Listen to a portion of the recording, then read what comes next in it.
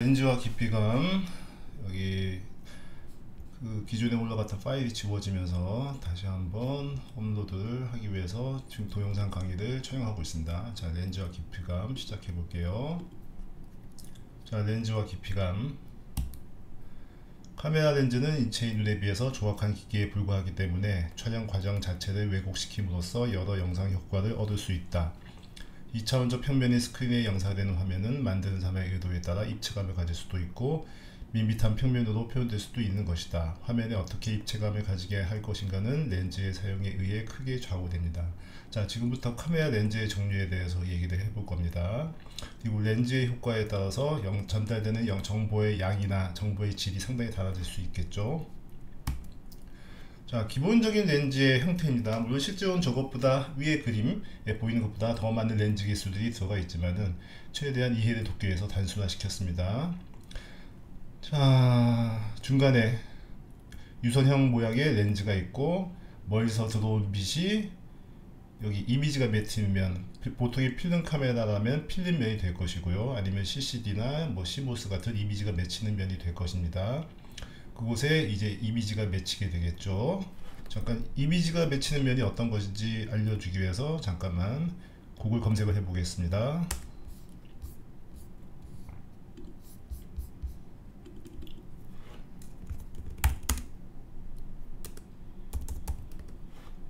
요즘 같은 디지털 카메라라면 이런 종류의 CCD가 렌즈를 탈부착할 수 있는 카메라라면 이런 렌즈를 떼면 이런 종류의 CCD 또는 CMOS 이미지 센서가 달려 있습니다. 일종의 반도체인데 빛에 반응하는 반도체죠. 여기서 이미지를, 그러니까 빛을 감각하고 감지하고 그것이 이미지 프로세스를 거쳐서 여러분의 사진 파일을 만들어 주는 것입니다. 그리고 LCD 창에 띄워주는 것이기도 하고요.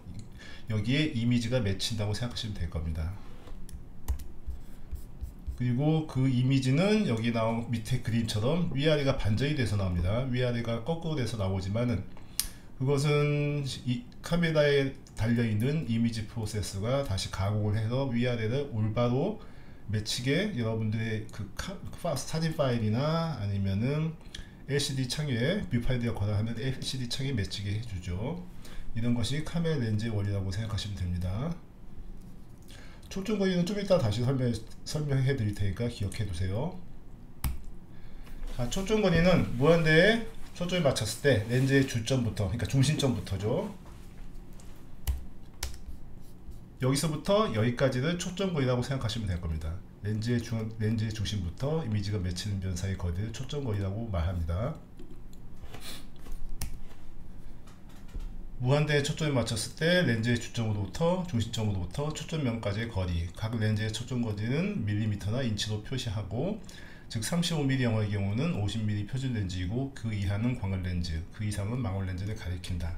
즉 50mm보다 수치가 높은 70mm나 90mm나 100mm 이렇게 수치가 점점 올라갈수록 망원 렌즈를 얘기하고, 50mm 대신에 25mm, 20mm, 30mm 이런 것들은 광각 렌즈라고 생각하시면 됩니다. 일단은 수학적인 이해보다는 외우는 것도 필요해요. 35mm 영화의 경우 35mm 필름 크기에 해당하는 이미지 센서를 가진 경우에는 보통 DSLR 같은 경우 그런 카메라를 풀프레임 카메라로 얘기하죠. 35mm 필름 크기가 똑같은 이미지 센서 CCD, CMOS를 가졌다는 얘기입니다. 그 카메라의 경우에는 50mm가 표준 렌즈이고 50mm보다 수치가 높은 것은 망원 렌즈, 수치가 작은 것은 광각 렌즈라고 이해하시고 외우시면 됩니다. 초점거리가 고정된 렌즈는 고정 초점 렌즈라고 하고, 초점거리가 다양하고 유동적인 렌즈를 줌 렌즈라고 한다. 일반적으로 초점거리가 긴 렌즈일수록 화각이 좁고 심도가 얕으며, 짧을수록 화각이 넓고 심도가 깊다. 화각 얘기, 심도 얘기는 좀 이따가 이어서 할 거고요. 초점거리가 고정된 렌즈는 고정 초점 렌즈라고 합니다. 가령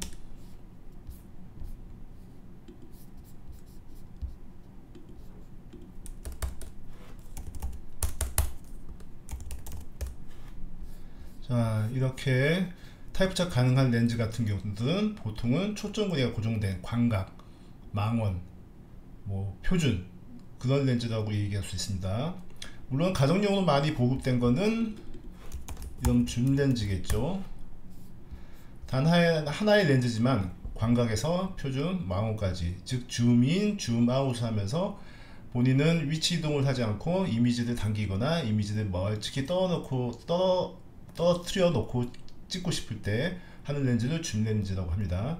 이런 렌즈들은 초점 거리가 다양하죠. 대신 그것 아까도 말씀드렸듯이 줌 렌즈가 아닌 일반적인 이런 단 렌즈들, 즉 광각 렌즈라면 광각, 망원 렌즈라면 망원, 표준 렌즈라면 표준, 초점 거리를 가진 렌즈들을 단 렌즈라고 합니다. 그렇게 이해하시면 돼요.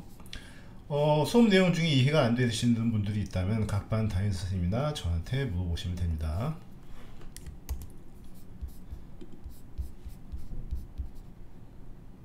자, 고정 초점 렌즈가 단 렌즈라고 생각하시면 될 겁니다. 그리고 자, 이건 렌즈의 종류에 따른 심도의 차이를 보여주고 있는데요. 자, 135mm면 망원 렌즈가 되겠죠. 망원 렌즈는 좀 이따가도 이미지를 띄워서 보여드리겠지만은 멀리 있는 피사체를 가까이 당겨서 찍을 때 보통 많이 사용합니다. 망원 렌즈의 경우에는 앞에도 말씀드렸듯이 심도가 얕아요. 즉 여기 사람을 두고 있을 때 밑에 일반적인 녹색보다도 좀 더 진한 녹색으로 표시된 구간이, 예를 들 겁니다. 실제로 정확히 저 거리가 나오지 않고요. 그 앞뒤로 보이는 이 진한 녹색 구간만큼이 실제로 초점 거리가 맞아 보이는, 즉 포커스가 맞아 보이는 구간을 얘기합니다.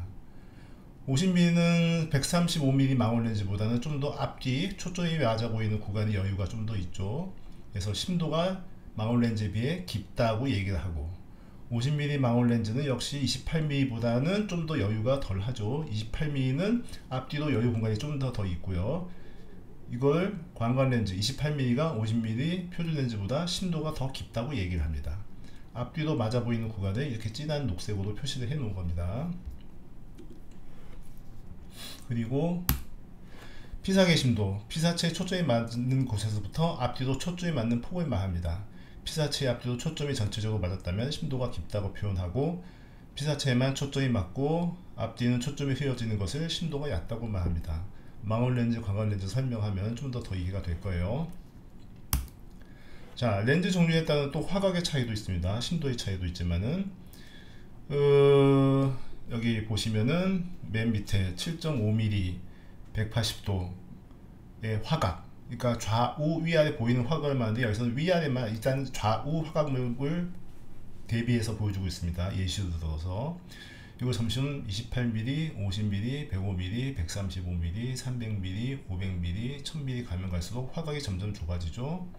실제로 여러분들이 집에 망원경이 있다면 망원경으로 멀리 있는 피사체를 볼 때, 풍경을 볼 때 그 보이는 화각이 되게 맨으로 볼 때보다 좁다는 걸 알 수 있을 겁니다. 자, 광각 렌즈의 예시 사진 하나 드리겠습니다. 뭐 경복궁 같은데요. 이게 광각 렌즈라고 치고 같은 위치에서 표준 렌즈를 찍었을 때 화각과 거리감의 차이가 느껴지죠. 다시 보겠습니다. 광각 렌즈의 경우, 그리고 표준 렌즈의 경우 같은 위치에서 찍었는데 화각과 거리감의 차이가 분명히 있죠. 그리고 또 하나는 왼쪽 하단에 오른쪽 하단에 있는 커플의 모습을 볼 수 있을 텐데요. 이 사람들이 실제로 이렇게 기울어져서 왼쪽으로 살짝 기울어져서 걷고 있는 것처럼 보이지만, 이건 이 사람들이 실제로 기울어졌다기보다는 광각 렌즈는 화면 외곽으로 가면 갈수록 왜곡이 심해집니다. 그래서 얻어지는 효과라고 할 수 있어요. 이건 좀 이따가 다른 광각 렌즈 효과 다룬 영상들을 보면 좀 더 이해하시기가 쉬울 겁니다. 광각 렌즈는 그 렌즈 수치가 클수록, 즉 뭐 30mm에서 20mm, 20mm에서 10mm로 갈수록 렌즈 왜곡 현상이 심해집니다. 자, 망원 렌즈. 엄밀히 말하면 이건 망원 렌즈라기보다는 망원 렌즈 성격을 띤 접사 렌즈로 찍은 장면에 가까운데요. 그래도 좀 더 이해를 돕기 위해서 이 사진을 보여드리고 있습니다. 망원 렌즈는 여기서 보시는 것처럼 아마도 국화꽃, 꽃망울 같은데, 국화꽃과 뒤에 있는 국화꽃의 거리가 실제로는 그렇게 멀지도 않겠죠. 아무리 멀어봤자 20cm, 10cm 정도 차이일 텐데, 그 정도의 거리를 두고서도 초점이 아주 얕죠. 심도가 얕은 것을 볼 수 있습니다. 이것이 망원 렌즈의 특징입니다. 물론 화각도 아주 좁죠. 다른 렌즈에 비해서요. 또 렌즈 변화에 따른 화각의 차이를 실제 사진으로 비교해서 보여드리는 장면들입니다. 여기서 카메라의 위치는 이동하지 않고 렌즈만 광각에서 망원 렌즈 쪽으로 계속 갈아 끼면서 촬영한 결과물입니다. 상단에는 28mm, 하단에는 35mm. 화각이 점점 좁아지는 것을 알 수 있죠. 그리고 멀리 있는 피사체를 좀 더 당겨서 보여주게 됩니다. 다음에는 50mm, 그 다음에는 100mm. 점점 화각이 좁아지고, 그리고 멀리 있는 피사체가 가까이 보이는 것처럼 당겨서 보여주죠. 다음에 135mm, 200mm. 화각은 여전히 점점 좁아지고 있고 멀리 있는 피사체는 당겨 보이게 됩니다. 다시 한번 그 차이를 비교해서 보세요. 28mm, 35mm, 50mm, 100mm,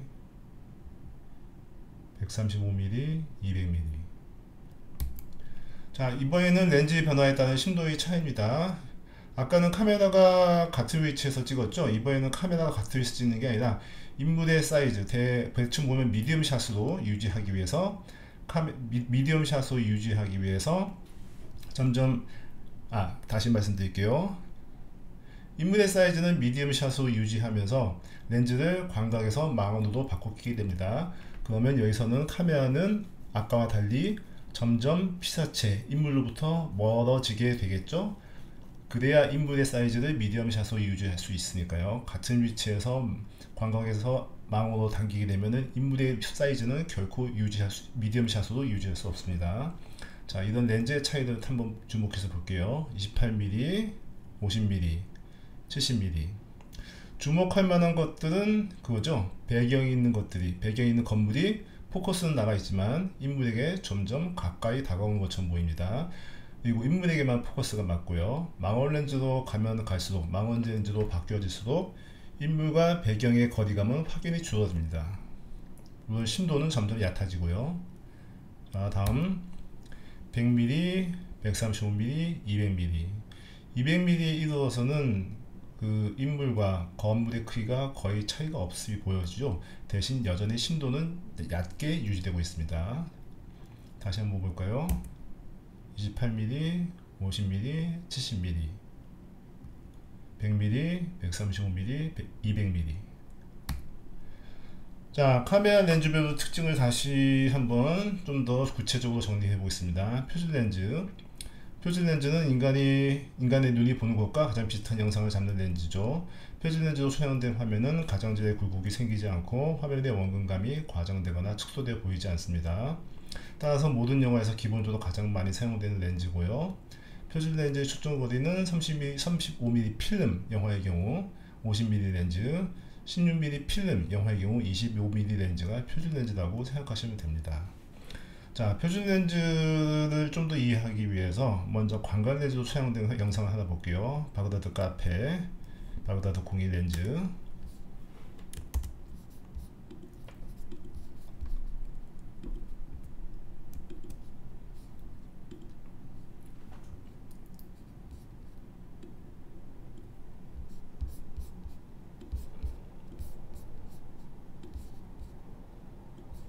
저작권 문제로 파일이 취소된 바가 있어 풀 화면으로는 보지 않고 이렇게 부분적으로만 감상을 하겠습니다. 여기 있는 자동차와 인물의 사이가 상당히 거리감이 과장돼 보이죠. 화면 가까이 있는 건 커 보이고 멀리 떨어져 있는 건 작아 보입니다. 그리고 전반적으로 포커스는 앞부터 중경, 후경까지 다 맞아 보이고요. 차 안에 그렇게 멀리 떨어져 있지 않는 거리임에도 불구하고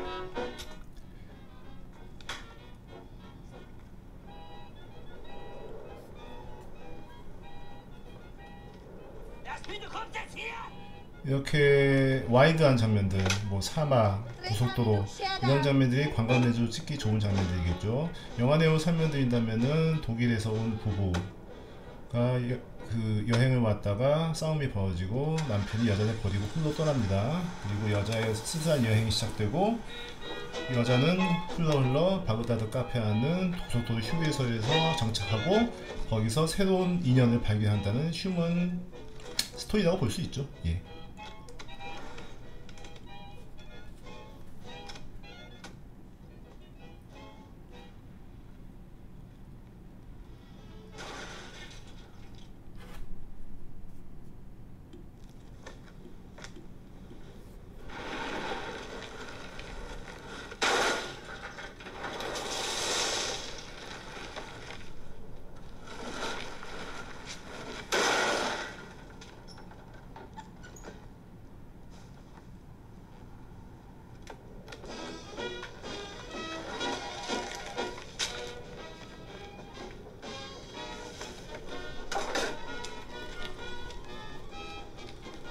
이 부부의 싸움, 갈등을 묘사하기 위해서 광활렌즈의 사용이 또 적절하죠. 광활렌즈뿐만 아니라 앞에서도 배웠던 더치앵글, 좌우로 기울어진 화면 같은 것들이 강조되고 있습니다.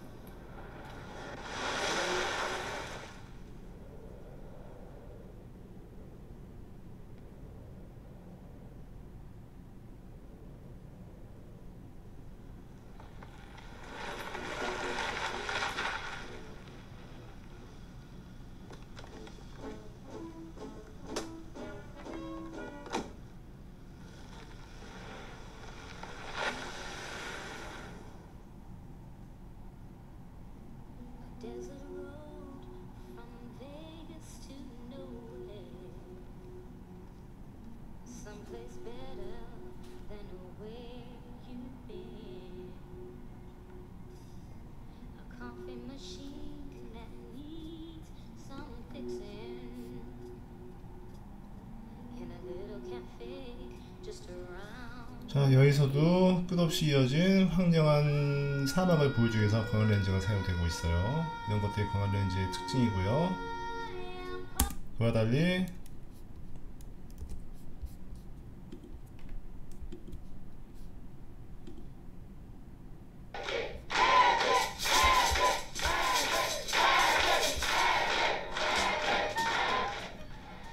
독일 아줌마의 출연으로 황량했던 바그다드 카페, 고속도로 휴게소가 좀 더 인간적인 온기를 느끼게 되는 그런 장소 탈바꿈하게 되죠. 그래서 여기서는 광활렌즈보다는 주로 표준렌즈로 촬영이 되었습니다.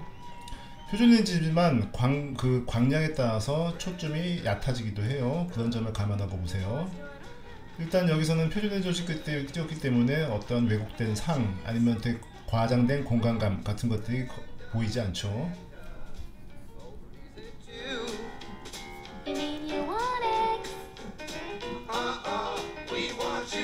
Leberkäse und Laugenbrezen, weißwürstige saure Zipfel, was ist das we want to eat tonight? Kesselfleisch, Kohlrabi, Kutteln, Sauerkraut und Fingernudeln. Try a new dessert, it's called the Garden of Delight. Brenda, Brenda, Give me present under glass. You can kiss my sassafras. We got donut holes, we got jelly rolls. I want to live right here, I'll be no more happy. Live my life. 자, 여기까지 보겠습니다. 그리고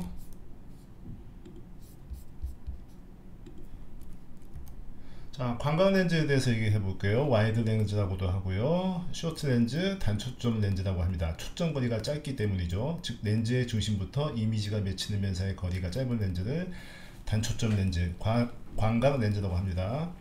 광각 렌즈는 표준 렌즈보다 화각이 넓습니다. 또 광각 렌즈는 표준 렌즈에 비해서 원근감이 과장돼 보입니다. 광각 렌즈는 화면의 가장자리로 갈수록 화면을 왜곡시킵니다. 광각 렌즈는 초점 거리가 표준 렌즈보다 짧습니다. 광각 렌즈는 화면의 전경과 후경까지 모두 초점이 맞아 보입니다. 다시 말해 초점 심도가 깊습니다. 그리고 이 광각 렌즈의 극단적인 경우가 OR 렌즈입니다. 타락천사만 보면 좀 더 손쉽게 이해를 하실 수 있을 것 같아서 타락천사의 이해를 보도록 하겠습니다.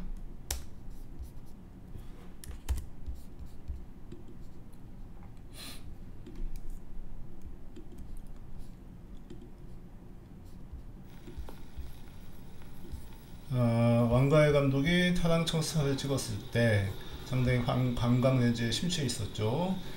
영화 주인공인 대도시 홍콩에 사는 사람들의 고독, 외로움, 쓸쓸함을 그리고 있는데요. 그래서 그런지 이 영화에서의 광각 렌즈 사용은 무척이나 탁월했습니다.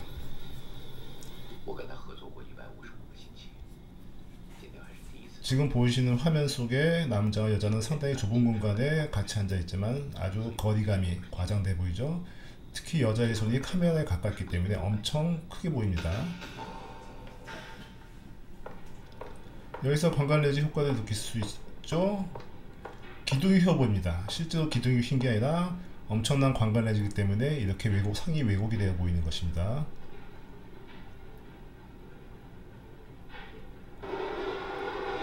그리고 광각 렌즈의 특징, 화면 전경, 중경, 후경 다 하면 초점이 맞아 보이죠. 여주인공은 지금 그 앞에 나왔던 남자, 여명의 직업이 킬러인데 여명에게 의뢰를 하는 직업이고, 여명이 잠시 집을 비운 사이에 이렇게 집을 청소해주고 있습니다.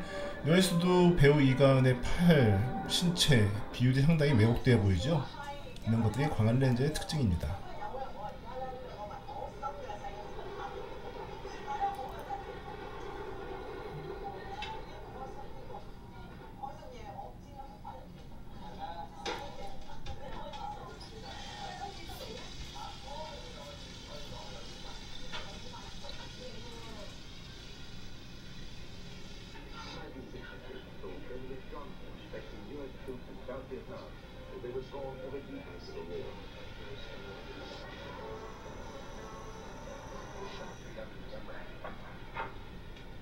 Huey Walker was a major figure in the protest movement in the 60s.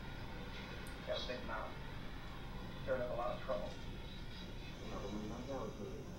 여기서도 광각 렌즈의 효과가 여실히 드러나죠. 여배우의 얼굴이 마치 붕어처럼 튀어나와 왜곡이 되어 보였습니다. 자, 여기까지 보시고 또 다른 예 심도의 차이를 볼 수 있는 장면을 보여드리겠습니다.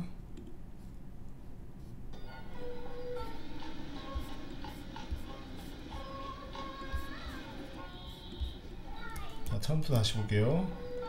이것은 광각 렌즈로 찍은 같은 동일한 복도의 장면입니다. 남자부터 저기 걸어가는 이가은의 모습까지 초점이 맞아 보이죠. 물론 좀 화질이 안 좋아 보여서 초점이 나갔다고 볼 수 있지만 실제로는 초점이 맞아 보이는 화면입니다. 이어서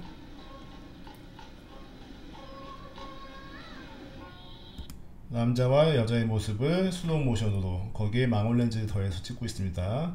여자에게만 초점이 맞고 남자는 초점이 나갔죠. 이런 것들이 광각과 망원의 심도의 차이를 여실히 보여주고 있습니다.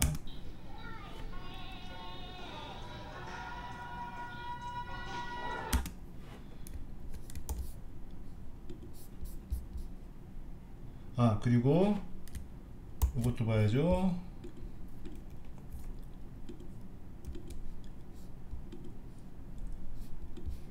스탠리 큐브릭의 대표적인 SF 영화 2001 스페이스 오디세이 한 장면입니다. 물론 이 장면도 광각 렌즈로 촬영이 됐고요. 이거는 어떻게 찍었냐면 세트를 돌려버린 거예요. 사람은 제자리에서 걷고 있고 세트가 돌고 있는 겁니다. 특히 이 영화에 등장하는 인공지능 HAL 9000의 시각 POV로 보이는 장면이죠. 이런 것들이 이렇게 극단적인 광각 렌즈를 사용해서 HAL 9000 인공지능의 시점임을 여실히 보여주고 있죠.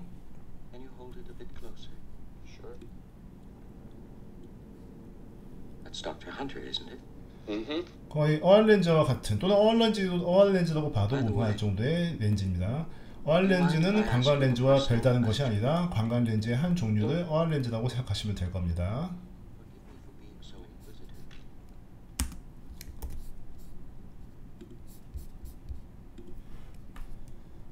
자, 망원 렌즈, 텔레포터 렌즈 또는 롱 렌즈, 장초점 렌즈. 앞에 광각 렌즈 반대로 숏 렌즈가 아니라 롱 렌즈죠. 이제 초점 거리가 긴 렌즈를 장초점 렌즈, 망원 렌즈라고 합니다. 망원 렌즈는 광각 렌즈의 반대되는 성격의 렌즈입니다. 화각은 좁고 초점 거리는 길고 초점 신도는 얕으며 원근감이 축소되어 보입니다. 망원경처럼 멀리 있는 피사체를 확대할 수 있고 초점 신도가 얕기 때문에 특정한 피사체에만 초점을 맞추어 감독이 강조하고자 하는 특정한 것만을 강조할 수 있게 해줍니다. 원근감을 줄이는 망원 렌즈의 특징은 카메라 정방향 피사체의 속도감을 줄이고 싶을 때 사용되기도 합니다. 자, 모두 이 중에서 3개의 영상을 볼 텐데요. 먼저 메이드 인 홍콩, 프리스트 첸 감독의 영화 메이드 인 홍콩을 잠깐 보겠습니다.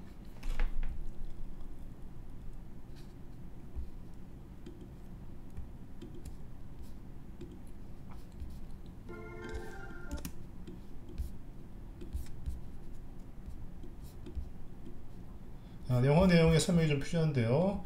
영화는 반항아적인 어떤 홍콩 10대의 모습을 그리고 있습니다. 언젠가는 갱스터가 되길 꿈꾸고 있는 10대 소년의 이야기인데요.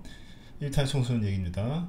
영화 도입부에 이 소년이 어떤 여중생의 자살 장면을 목격하게 됩니다. 그래서 그 여중생이 생각나서 그 여중생의 학교로 찾아가는 모습입니다.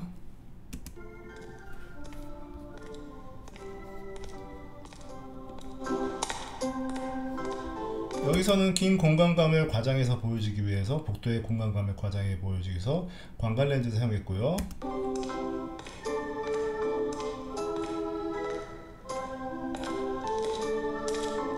자, 여기서가 중요합니다.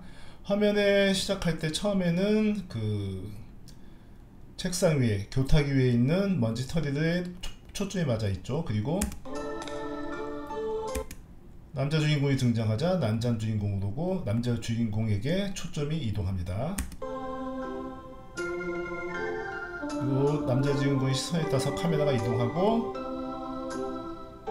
아마 죽은 여중생의 책상, 친구들이 놔둬준 꽃들이겠죠. 그 꽃잎들이 다 떨어진, 말라비틀어진 꽃병을 보여주면서 다시 초점이 이동을 합니다.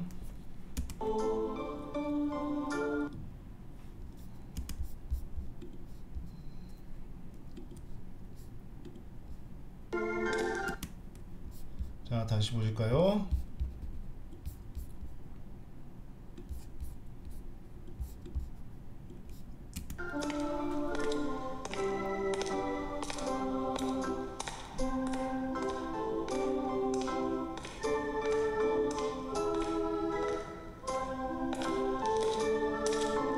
자, 교탁에서 남자 주인공으로, 그리고 남자 주인공의 시선에 따라서 죽은 여중생의 꽃병으로 이렇게 포커스가 이동을 하는 것입니다. 선택적인 포커스 이동으로 감독이 자신이 보여주고 싶어 하는 피사체는 선택적으로 보여줄 수 있고, 더 나아가서 포커스의 이동, 초점의 이동이 편집의 역할을 대신한다고도 볼 수 있습니다. 이런 것들이 심도가 얕은 망원 렌즈에 의해서 만들어질 수 있는 장면이고요. 또 다른 예로 원근감을 줄이는 망원 렌즈의 특징은 카메라 중방향 피사체의 속도감을 줄이고 싶을 때 사용되기도 합니다.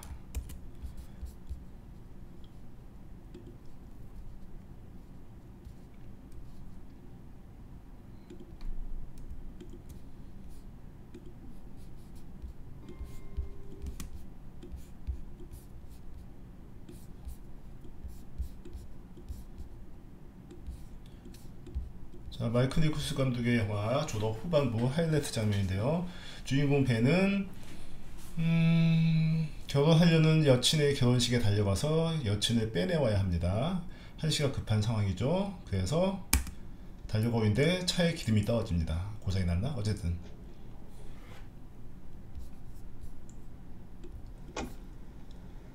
자, 이거는 달려가는 벤의 모습을 망원 렌즈로 잡고 있는데, 여기서 벤의 이동 방향은 카메라에 비추어 횡방향입니다. 횡방향. 그러므로 화각이, 망원 렌즈의 특징, 화각이 좋기 때문에 조금만 움직여도 무척이나 빨리 움직이는 것처럼 보입니다. 횡방향. 화각이 좋기 때문에 배경이 금방금방 바뀌죠. 그래서 횡방향의 망원 렌즈 카메라 팔로우는 무척이나 빠르게 느껴집니다.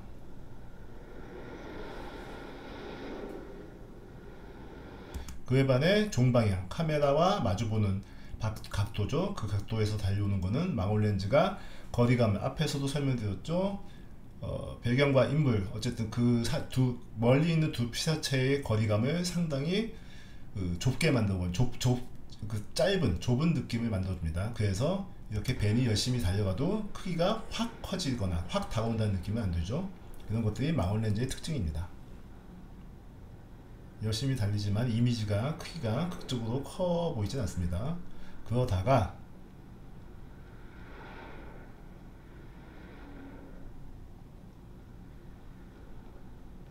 옆으로 움직이면 다시 또 이미지가 빨라져 보이죠. 자, 다시 말씀드리면 완근감을 줄이는 망원 렌즈의 특징은 카메라 종방향 피사체의 속도감을 줄이고 싶을 때 사용되기도 한다. 라고 이해하시면 됩니다. 그리고 줌렌즈. 줌렌즈는 광각렌즈, 표준렌즈, 망원렌즈입니다. 초점거리를 변화시킬 수 있는 렌즈고요. 피사체를 점점 확대해 들어가는 줌인과 그 반대의 줌아웃과 같은 새로운 영화 언어의 구사를 가능하게 해줍니다. 줌인은 서서히 변하는 등장인물의 감정 등을 나타낼 때 주로 사용하고요. 줌인을 하면 같은 장면을 편집을 통해서 롱샷, 미디움샷, 클로즈업으로 변화시키는 것보다, 즉 편집을 통해 롱샷 보여주고 미디움샷 보여주고 클로즈업으로 변화시키는 것보다 끊어짐이 없기 때문에 훨씬 전적인 감정의 변화를 표현할 수 있습니다. 줌인은 어떤 중요한 것을 서서히 또는 급격히 하면 줌아웃을 빠르게 하면 되겠죠. 보여줄 때 사용될 수 있다. 이런 장면은 주로 등장인물의 시점샷으로 만들어질 때가 많다. 줌인의 속도가 빠를수록, 즉 피사체가 급격히 확대될수록 깜짝 효과는 더 커지게 됩니다. 자, 샤이니의 경우를 한번 보겠습니다.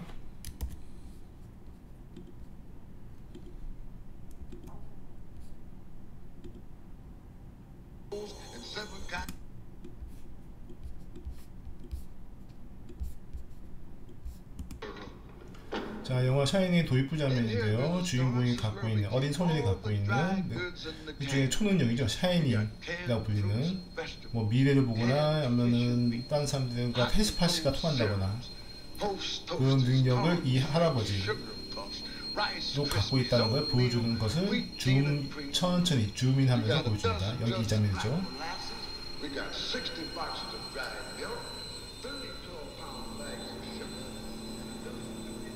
자, 이 아저씨도 똑같은 샤이닝 영적인 능력을 갖고 있다는 것을 줌을 통해서 전달을 합니다.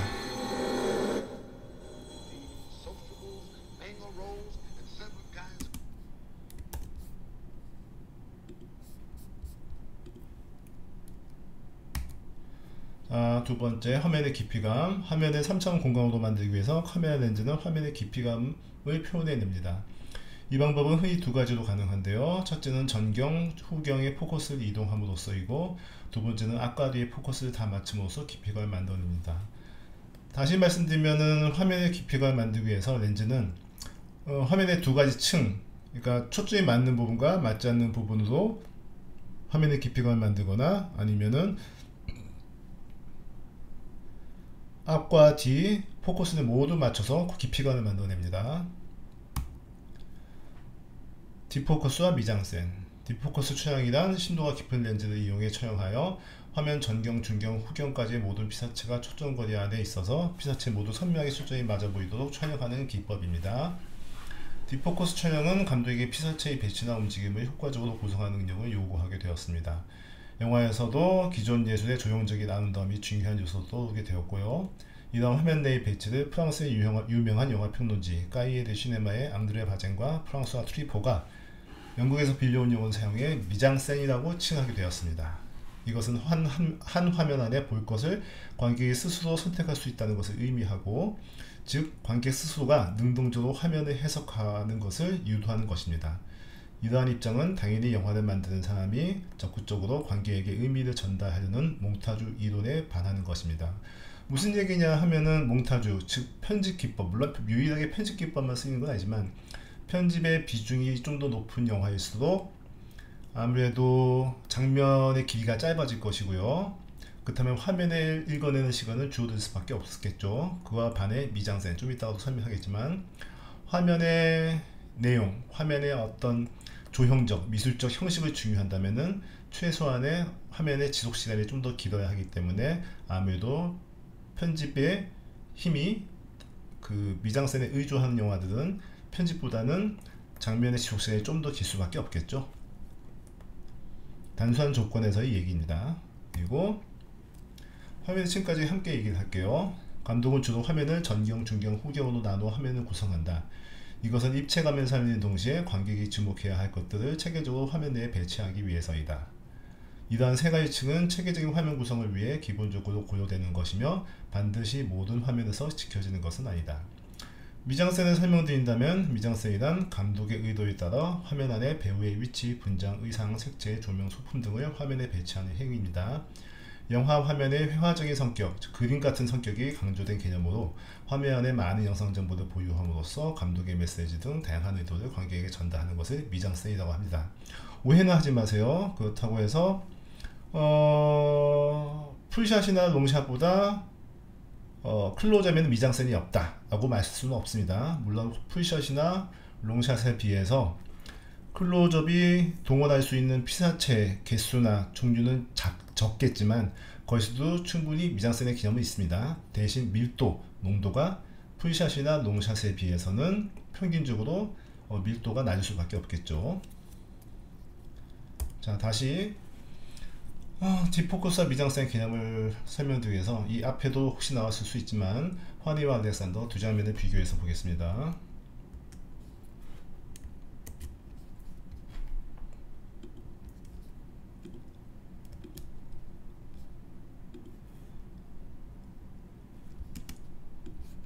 자, 영화 환희와 알렉산더는 3시간이 넘는 영화고 잉그마르 베르만 감독의 마지막 작품입니다. 자신의 자전적인 이야기가 담겨져 있고요. 1부, 2부로 나눌 수도 있는데 1부는 환희와 알렉산더가 스웨덴 중상층 삶을 살고 있는 아주 풍족한 풍요로운 모습을 그리고 있고, 2부에서는 아버지가 돌아가시고 어머니가 루터파, 아주 청빈한 루터파 목사와 재혼을 해서 그 목사의 그 아들, 딸로 들어가서 살게 되는 일종의 순환극, 순환을 당하는 모습입니다. 이 아이들한테 비밀이 있는데 죽은 사람을 볼 수가 있어요. 귀신을 볼 수 있다는 얘기죠. 전반부의 한 부입니다. 크리스마스 전날 2부죠. 이 대가족들이 모여서 성경의 한 부분, 시약성서가 되겠죠. 그 성경 강독을 듣고 있는 모습입니다. 카메라가 천천히 줌으로 빠집니다.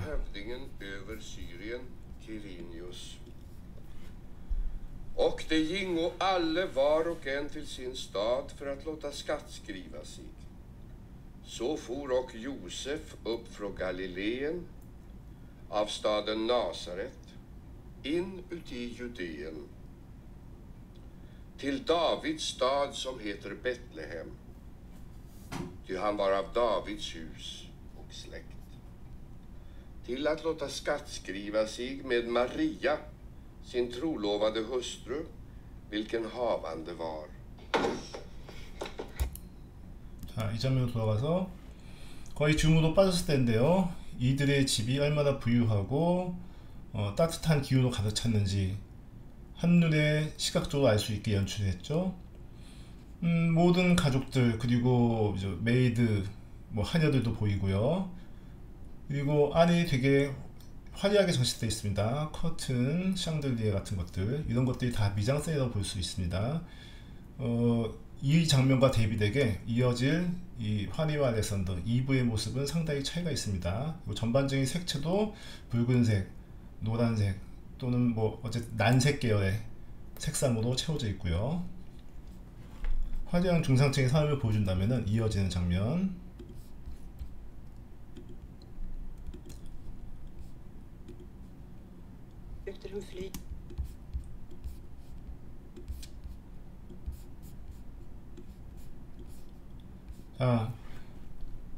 청빈한 루터파 목사와 어머니가 재혼하고 이어지는 환희와 알렉산더 두 남매의 순환이 펼쳐지는 장면입니다.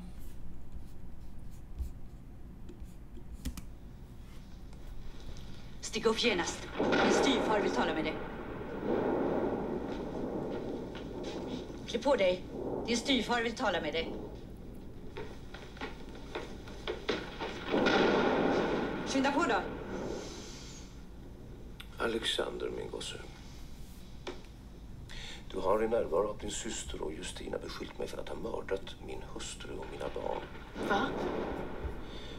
자, 알렉산더가 목사의 전처와 전처의 자식들의 귀신 유령을 만났고, 그들이 나눈 대화가 어찌어찌하여 목사의 귀에 들어갔고, 목사가 그 연유를 캐묻기 위해서 잠자는 알렉산더와 환희를 깨워서 불러낸 거죠. Vill Justina upprepa sin berättelse? Alexander påstod att han hade sett den döda biskopinnan och hennes barn. Hon talade till honom. Hon sa att hennes make, ers högvärdighet biskopen i vredesmod, hade låst in henne och barnen i dåvarande sängkammaren utan vare sig mat eller vatten. På 5:e dagen så försökte de fly genom fönstret men drunknade under flyktförsök. Nå, Alexander, kände du igen berättelsen? Nej. Så du påstår alltså att Justina har vittnat falskt? Hon kan ha drömt. Justina berättar. 앞에 배우들의 모습과 그리고 여기 이 공간 목사관 안인데 따뜻한 느낌을 준다기보다 마치 심판정, 재판정 같은 모습을 보여주죠. 아이들은 소파에서 편하게 대화를 나누는 게 아니라 마치 재판정에 출석한 피고, 증인처럼 서 있고 그 앞에 목사가 앉아 있습니다. 그리고 실내의 장식도 요 앞전에 봤던 그 크리스마스 이브와는 달리 상당히 아주 단촐하게, 상당히 금욕적으로 심플하게 인테리어도 되어 있죠. 창문과 십자가만 회벽에 걸려 있을 뿐이고, 그리고 사람들이 입고 있는 옷의 색상도 거의 무채색에 가까운 흰색, 회색, 검은색의 옷 색상들입니다. 이런 것들이 미장센의 차이죠. 심지어는 이 배우가 원래 이렇게 창백한 금발에 가까운 은발이 아닐 수도 있습니다. 이 사람의 냉정한 성격을 표현하기 위해서 염색을 했을 수도 있고요. 이 여배우도 실제로 현실에서 이렇게 살고 있지는 않을 겁니다. 머리에 포마드와 이렇게 안경을 쓰고 창백한 피부는 분장 또는 헤어 메이크업에 의해 달성이 된 거죠. 이런 것들이 다 미장센에 포함됩니다. 어쨌든 미장센이라는 거는 화면 안에 보이는 모든 것을 통제해서 감독이 전달하고자 하는 정보나 감정을 전달하기 위해서 화면을 꾸미는 것을 말합니다. 화려하게 될 수도 있고 아주 단출하게 될 수도 있고요. 그 안에 또 수많은 스펙트럼이 존재할 수 있겠죠. Nå, Alexander.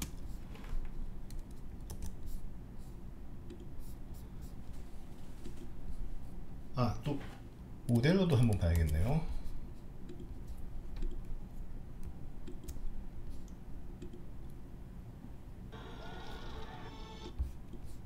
영화 오델로, 셰익스피어의 희곡을 바탕으로 만들어진 완성된 영화죠. 희곡과는 달리 오델로의 죽음부터 시작합니다. 흑백 영화지만 도입부의 이 화려한 미장센을 한눈에 알아챌 수 있을 거예요.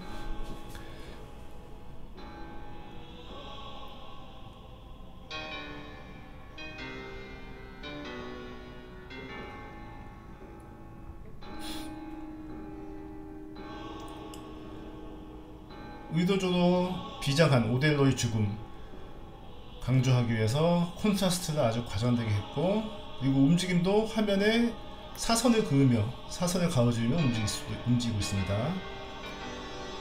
이 모든 장면이 하나의 그림처럼 완벽하게 짜여진 것처럼 움직이고 있죠. 또 전경과 후경의 여러 횡렬, 마치 그림자처럼 보이는 행렬을 만들어서 비장함을 더 강조하고 있고요. 이 성벽의 존재 또한 마찬가지고요. 상당히 인위적인 연출입니다. 인위적인 시각적 연출이죠.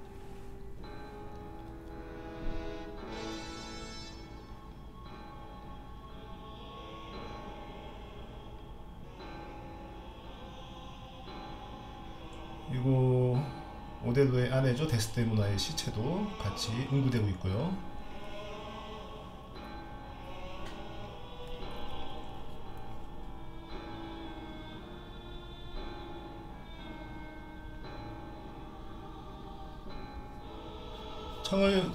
의대용 창을 들고 있는 병사들, 그 뒤로 보이는 응구되는 시신들, 또 그 시신들 앞을 가로지나가는 오델로와 데스데모나를 죽게 만든 죄인 이아고의 모습, 이런 것들, 그리고 성벽에 있는 수많은 사람들, 이런 것들이 아주 강렬한 화면을 만들어내고 있습니다. 또 이 둘러싼 사람들의 모습도 마찬가지고요.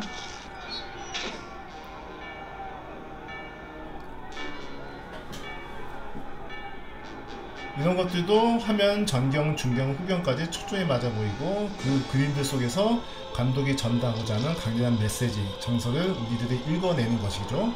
그것이 바로 미장센입니다.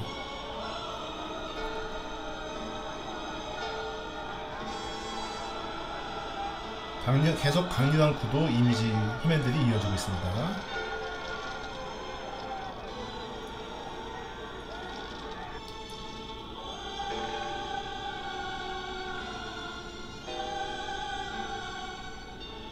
여기까지 보고요.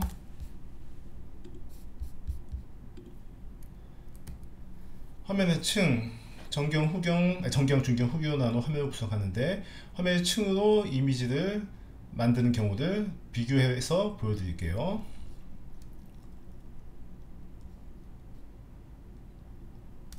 다 보실 필요는 없고, 도망자의 경우 깊은 심도로 화면의 깊이감을 만드는 건 앞에 충분히 설명이 됐을 것 같고, 그렇다면 도망자의 경우도 화면의 층으로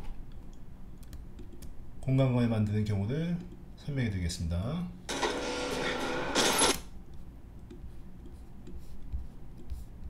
필립 노이스 감독의 영화 도망자의 한 장면이죠.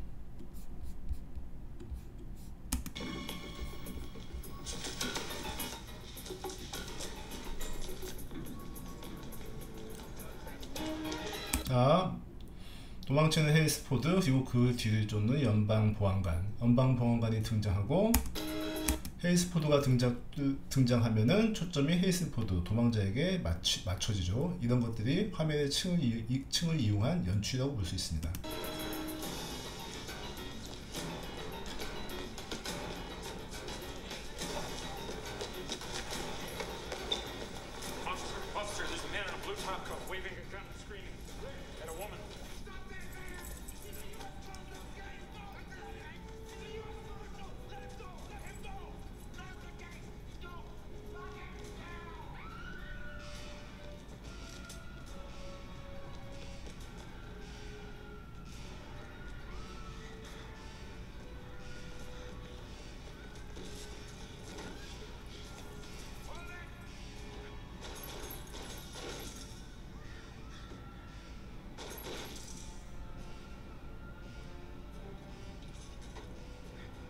자, 다시 볼까요? 일종의 시각적 개구죠?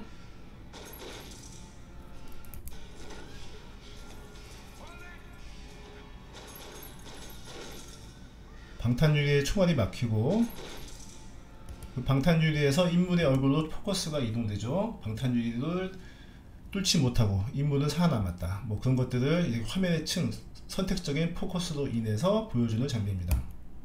다시 보실까요?